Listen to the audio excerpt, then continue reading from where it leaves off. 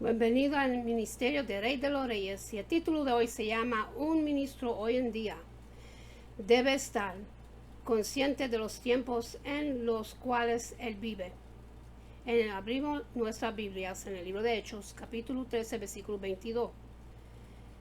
Quitando Saúl, les levantó por rey a David, de quien dio también testimonio diciendo: He hallado a David, hijo de Isaí, varón conforme a mi corazón, quien hará todo lo que yo quiero. Esta verdad es embellecida aún más en el versículo 36, porque a la verdad David, habiendo servido a su propia generación, según la voluntad de Dios, durmió y fue reunido con sus padres y vio corrupción.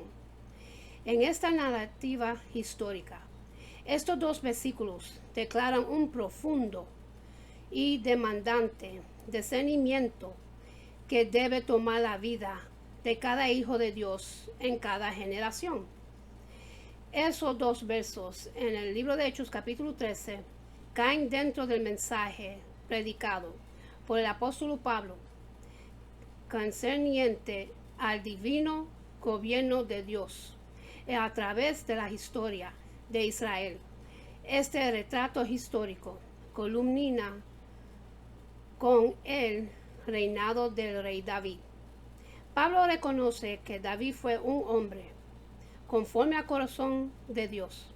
Nosotros podíamos tener ciertas dudas en creer esto a la luz del pecado de David con Betsabé, además del censo que llevó a cabo en la parte final de su vida. Sin embargo, en medio de estas fallas, la totalidad de su vida es vista desde el cielo, como aquel que hizo la voluntad de Dios. La palabra quiero en el versículo 22 viene de la palabra griega telemi, la cual expresa más bien un deseo del corazón.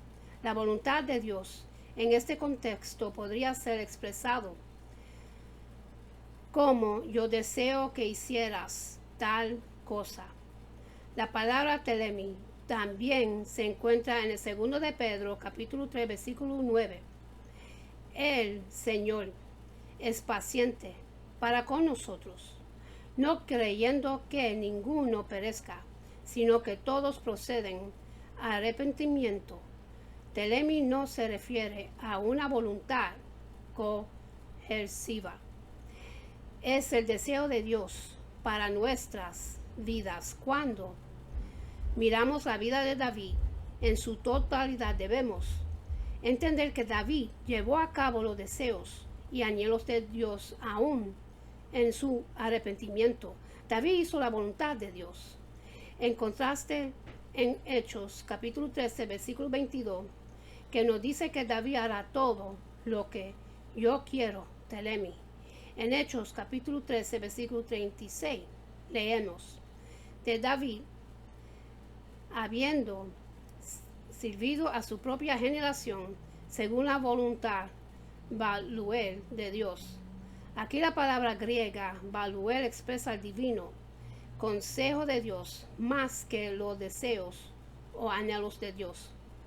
Otra palabra griega importante en Hechos capítulo 13, versículo 36 es ídolos, lo cual se encuentra en la frase su propia generación, sino dice que David sirvió a su propia singular y particular generación por el consejo divino de Dios. Como David, cada cristiano debe ser capaz de ver y servir a su generación. En el divino consejo de Dios, ¿en cuál generación nací yo? En la providencia de Dios. Yo no nací en los días de Jesús. No nací en los días de Martin Lutero, Juan Wesley o Jorge Whitefield. No nací en los días de los grandes despertamientos, ni de los avivamientos de Inglaterra, Nueva Inglaterra, Gales y otros. Yo no nací en los tiempos de los apóstoles, ni en de los puritanos. Y ya que esas generaciones no son mi generación, debo por lo tanto conocer la generación en la cual Dios, de manera divina, he señalado para mi vida. En mi singular y particular generación debo servirle a Él. Una vez que me haya dado cuenta de cuál es la generación en la cual providencialmente Dios ha señalado para mi servicio, entonces debo tomar las dos perspectivas conscientes a la voluntad señalada por Dios. Primeramente, debo encontrar personalmente el telemi, la voluntad o el deseo de Dios para mi vida. Después yo debo encontrar el balué, el consejo de Dios para esta generación. Yo podría saber cuáles son estos dos voluntades únicamente a través de la palabra de Dios. Los hombres tienden a leer los avivamientos de la historia creyendo que esto puede ser repetidos de igual manera. Ellos tratan de amoldear la presencia generación para que encaje en alguna generación del pasado. Esto no puede ser así. Mi responsabilidad es encontrar dentro de las escrituras la descripción de Dios para mi generación y practicar el divino remedio para las necesidades nuestras de mi singular y particular generación. Debo llevar a cabo el consejo de Dios y cumplir totalmente con su deseo. El consejo de Dios, el bulí, es inalterable. Sin embargo, su anhelo y deseo telemi puede ser rechazado, aunque sea la voluntad de Dios que todos los hombres proceden al arrepentimiento. No vemos que ello sea una realidad que se lleva a cabo. La voluntad telemi de Dios puede ser rechazada o rehuida por las personas. Debo a esto es que se puede decir al final de la vida de una persona, él hizo la voluntad de Dios en su vida, o este hombre no hizo la voluntad de Dios en su vida. Leer Mateo capítulo 7, los versículos 21 hasta el 24. Cada verdadero ministro o cristiano debe hacer la voluntad o el deseo de Dios para su singular generación. Además, él debería hacer la voluntad de Dios de acuerdo al consejo de Dios para dicha generación. No es suficiente el simple hecho de tener un ministro o un llamamiento. Un ministerio hoy en día debe estar consciente de los tiempos en los cuales él vive, de la manera en cómo él está contribuyendo con su generación a la luz de las necesidades de su generación. Uno debe conocer las verdades muestras para su generación y estar siempre dándole al blanco antes que estar disparando aleatoriamente. La palabra de Dios debe estar dirigida para mi generación. Ella debe darme discernimiento para saber si algo viene de Dios o viene de la apostasía. Yo vivo en la generación más engañosa dentro de la historia de las iglesias.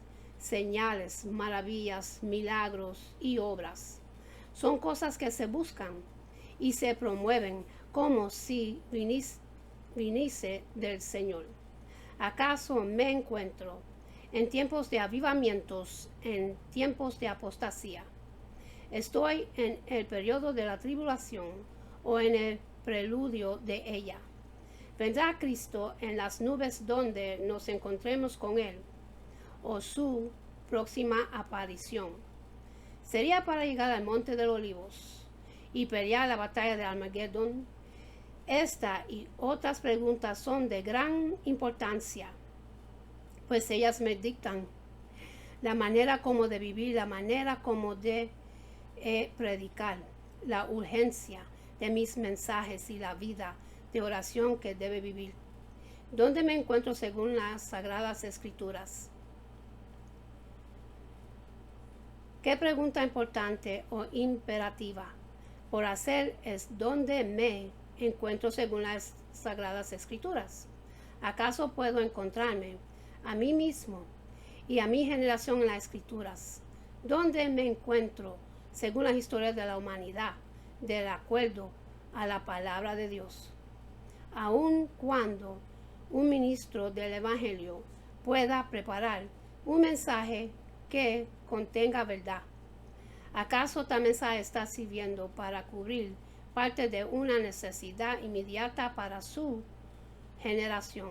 Muchos ministros están simplemente predicando sermones genéricos que no son eficaces para sus generaciones. Ellos, ¿qué clase de día es en el cual vivo?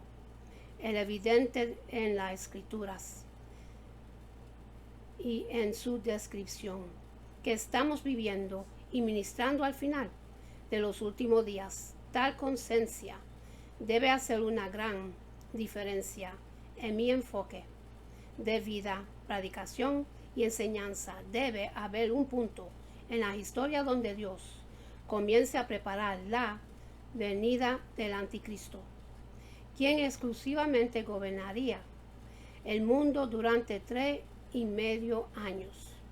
De manera necesaria, 1 a 2 generaciones en dirección a su venida deben testificar de manera global la forma en la cual la población está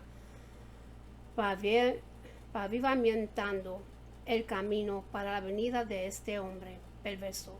Nosotros sabemos que la primera venida de Cristo dio inicio a los últimos días. De acuerdo a las palabras de Pedro en el libro de Hechos, capítulo 2, versículos 16 y el 17. Nosotros hemos estado viviendo en los últimos días durante 2000 años. Cada uno de nosotros debemos preguntarnos a través de mucha oración cuando leemos las Escrituras, ¿dónde se encuentra el anticristo en este tiempo, en los últimos días? ¿Acaso me encuentro en el inicio de los últimos días o me encuentro a la mitad de ellos? ¿O estoy viviendo en el tiempo final de los últimos días? ¿Acaso me encuentro en el inicio de las eras de la iglesia? ¿O a la mitad de ellas? ¿O al final de dichas eras? Esta es una pregunta que todo predicador necesita contestar a la luz de la palabra de Dios. Cuando los discípulos la hicieron a Jesucristo 3 preguntas en el libro de Mateo, capítulo 24, versículo 3. Su pregunta final fue: dinos del fin del siglo. Esta palabra siglo en griego significa era. Los discípulos querían saber acerca del fin de la era. ¿Se refiere acaso al final de la era del primer siglo? ¿O al final de la era de la iglesia? ¿O al final de la era del periodo de gran tribulación? ¿O liberalmente se referían al final del mundo mismo? ¿Dónde me encuentro a mí mismo en esta pregunta? Si es que me encuentro.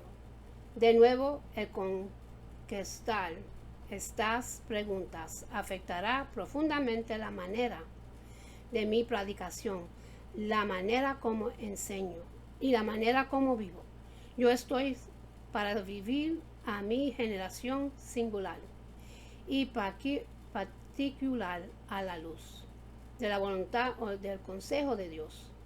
Las Sagradas Escrituras, revelan claramente que nuestra generación era parte de la gran apostasía que debería llevarse a cabo en los tiempos finales de los últimos días. Ciertamente ha habido un abandono de la fe, una defección, una apostasía a través de toda la historia de la iglesia, pero en el segundo de Tesalonicenses capítulo 2, versículo 3, nos dice, porque no vendrá sin que antes venga la apostasía.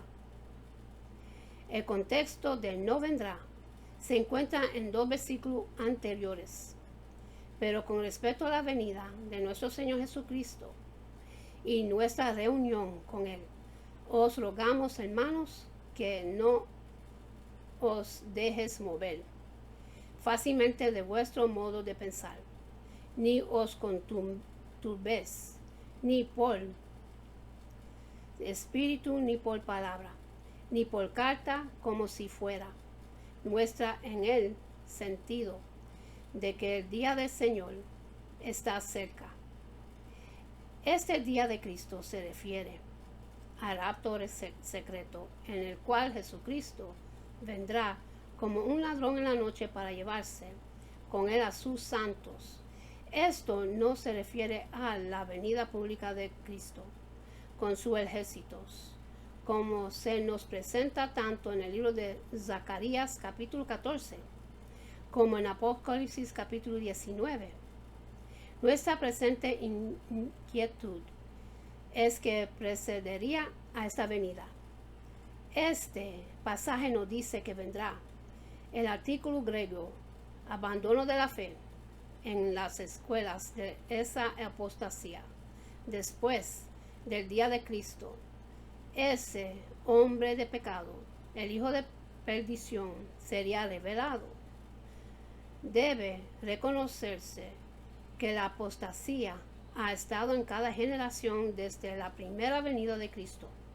Sin embargo, nunca ha habido una apostasía que haya impregnado cada aspecto de la epistemología humana como ha sucedido en la actualidad.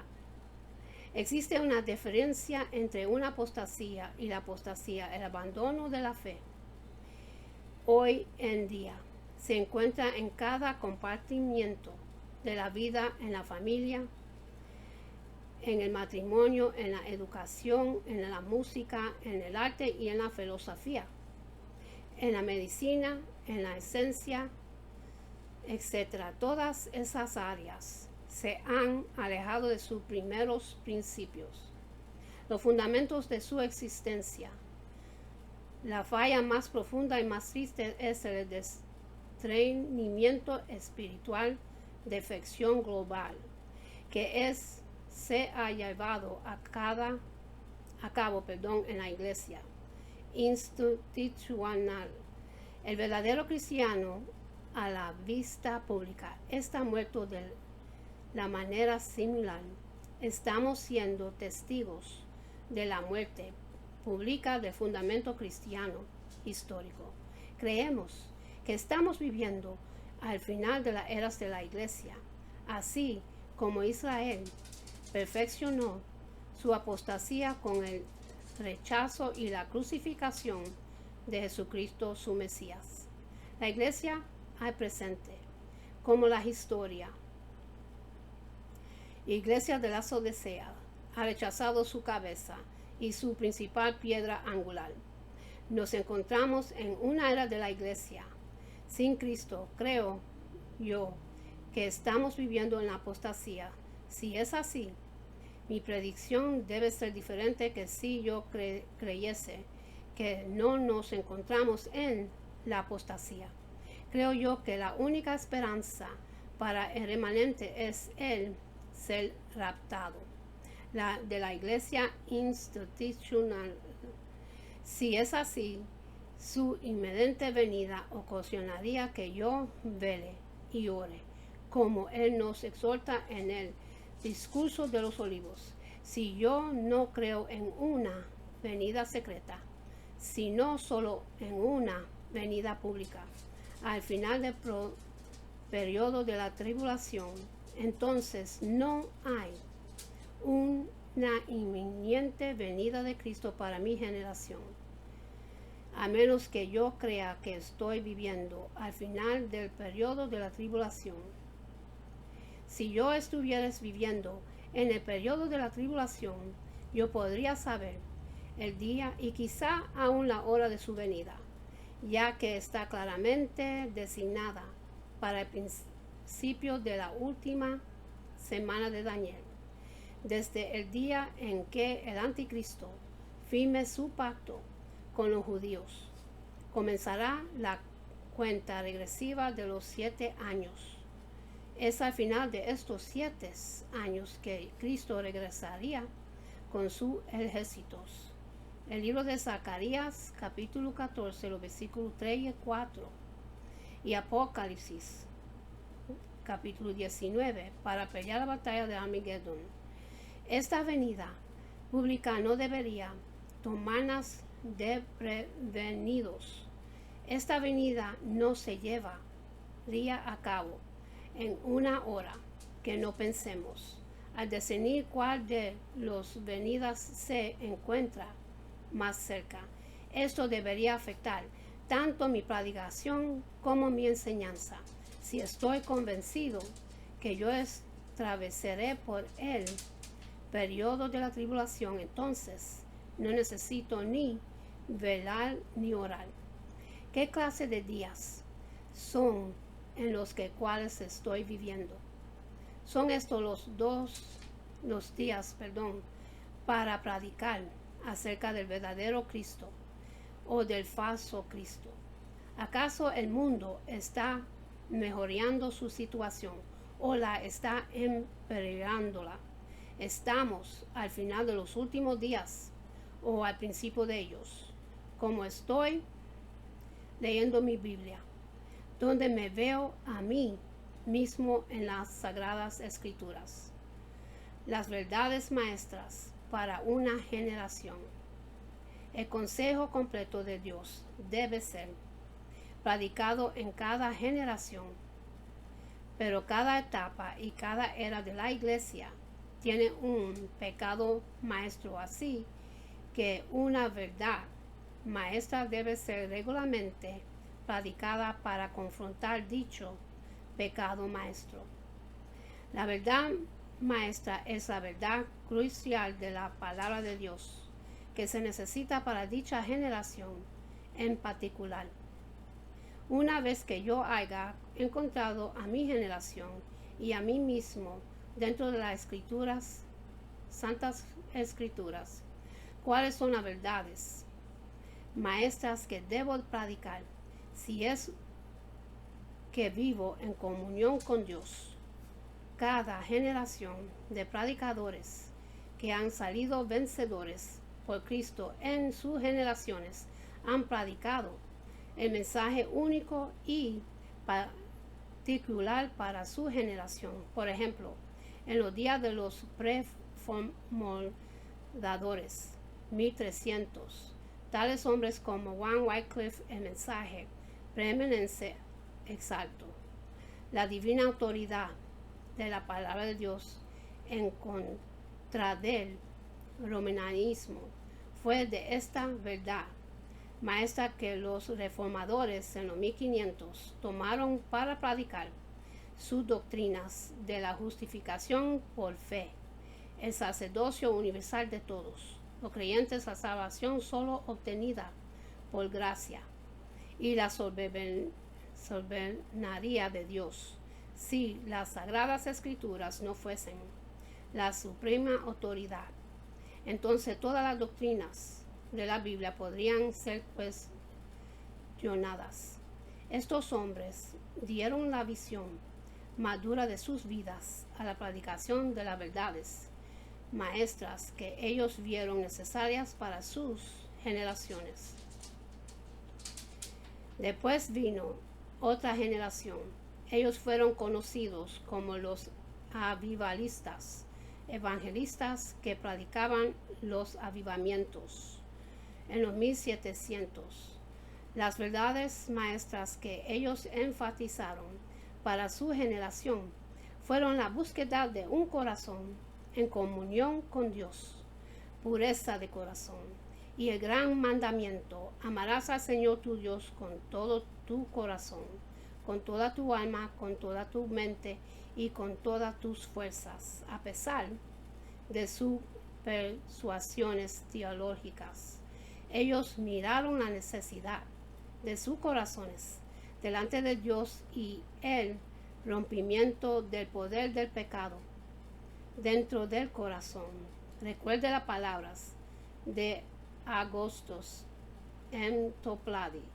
Sed del pecado de doble cura, límpiame de su culpa y su poder. Con cuánta frecuencia cantamos los antiguos himnos del pasado y no decimos las verdades que hay en ellos. ¿Cuál es la verdad maestra para nuestra generación? Si yo discerno mi generación dentro de las escrituras, debo entonces encontrar la verdad con que debo permear toda mi predicación y enseñanzas en mi generación. Parecen existir 4 verdades maestras que debe ser la estructura consistente de la predicación para nuestros tiempos, para poder cumplir con las necesidades de nuestras singular y particular generación. Leemos en las Sagradas Escrituras de un hombre que vivió en una generación similar a la nuestra. Su nombre fue Enoch.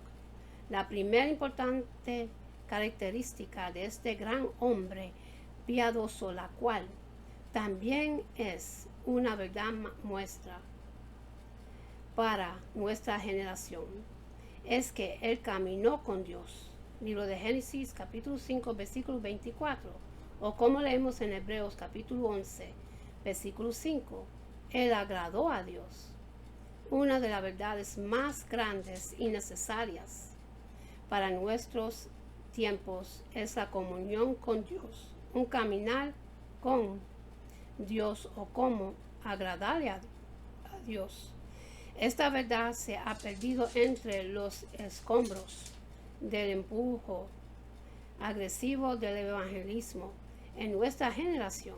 Hoy en día hay muy poca predicación, llamándonos a vivir una vida santa y piadosa, tanto internamente como externamente.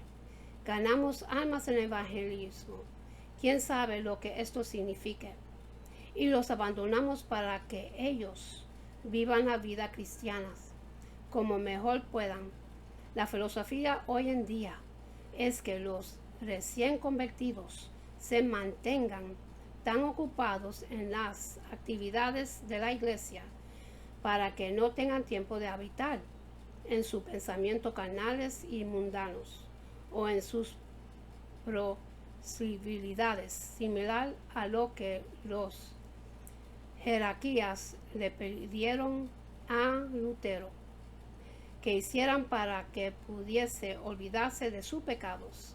Hoy en día se nos dice que Dios aceptaría nuestras obras en el ministerio, cuya vida sean comparables a los gigantes espirituales en los años 1700 y 1800. Ese caminar que agrada a Dios era la normal de la vida cristiana en aquellos años. Hoy en día, tal tipo de vida es raramente vista. ¿Por qué? Porque no hay un llamamiento a ello, no hay exhortación, ni siquiera una súplica para caminar una vida más elevada y profunda con Dios. A decir verdad, un hombre o mujer con tal vida espiritual sería intimidado, ridiculizado, se murmuraría en contra de él, se le acumularía de ser liguista, uno más santo que tú y alguien que se cree mejor que los demás. Pero tal tipo de mensaje es imperativo para que estemos listos para la venida de Cristo. Una segunda característica de Enoch, que también es una verdad, muestra para nuestros días. Se halla en el libro de Judas 14 y el 15. De estos también profetizó Enoch, séptimo desde Adán, diciendo: he aquí vino el Señor con sus santas decenas de millares para hacer juicios contra todos, tal como Enoch, quien predicó contra la apostasía de su generación. Es imperativo que nosotros confrontemos a nuestra generación con esas mismas verdades. La apostasía siempre sería una defección de la verdad. La apostasía no es un término que se aplica a las sectas, al Islam o a las religiones orientales, ya que ellos nunca han estado en la verdad. Esta apostasía se refiere a la iglesia cristiana que ha conocido la verdad y ha caído de ella. Nosotros debemos tratar este asunto en nuestra predicación y enseñanza. Debemos hablar acerca de cómo la música cristiana contemporánea se ha convertido en una poderosa influencia en nuestra iglesia, y debemos hablar de ello en las escuelas que se están entregando a los neoevangélicos, quienes forman parte de la apostasía global de nuestros días. Un ministerio que no predica en contra de la apostasía de sus días es un ministerio que no está en comunión con Dios. Una tercera característica de Enoch, que también es una verdad, muestra para nuestros días, concierne a su transposición por la fe. Enoch fue transpuesto, el libro de Hebreos, capítulo 11, versículo 5. Esta es una verdad clave en el rapto del remanente de Dios a ser sacado de la iglesia institucional y aparecía por segunda vez sin relación con el pecado para salvar a los que les esperan. El libro de Hebreos capítulo 9 versículo 28. Este pasaje no se puede referir a la venida pública de Cristo de Apocalipsis capítulo 19, porque en esta venida todo ojo lo verá. Esta es la esperanza buenaventurada para el remanente, la electa, la iglesia verdadera. El rapto no es para la iglesia institucional. La iglesia institucional es el núcleo mismo de la apostasía global. La venida de Cristo debe formar parte de nuestra predicación para nuestra generación. Y con esto termino, mis hermanos, y para los que quieren recibir a Jesucristo en su corazón, para que su nombre esté escrito en el libro de la vida, repiten conmigo la oración de salvación y comienza así. Padre Celestial, en el nombre de Jesús, yo me arrepiento de mis pecados y abro mi corazón para que Jesús venga dentro de mí. Jesús, yo creo que tú eres mi Señor y Salvador y que muriste por mis pecados en la cruz. Lléname con tu Espíritu Santo. Gracias, Padre, por salvarme. En el nombre de Jesús. Amén. Voy a hacer una oración de bendición que Jehová se lo dio a Moisés para su pueblo. Y esto es una bendición, una de las primeras promesas bendecida por nuestro Padre Celestial, Jehová.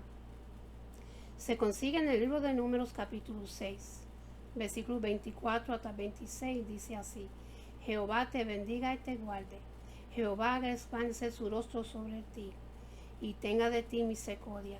Jehová hace sobre ti su rostro y ponga en ti paz. Con esto lo dejo, mis hermanos. Busquemos de Dios, que estamos viviendo los últimos tiempos. Busquemos de Dios, mis hermanos, antes que sea muy tarde. Con esto lo dejo, que Dios me lo bendiga, me lo guarde, que tenga una buena noche, buen amanecer y hasta la próxima. Amén.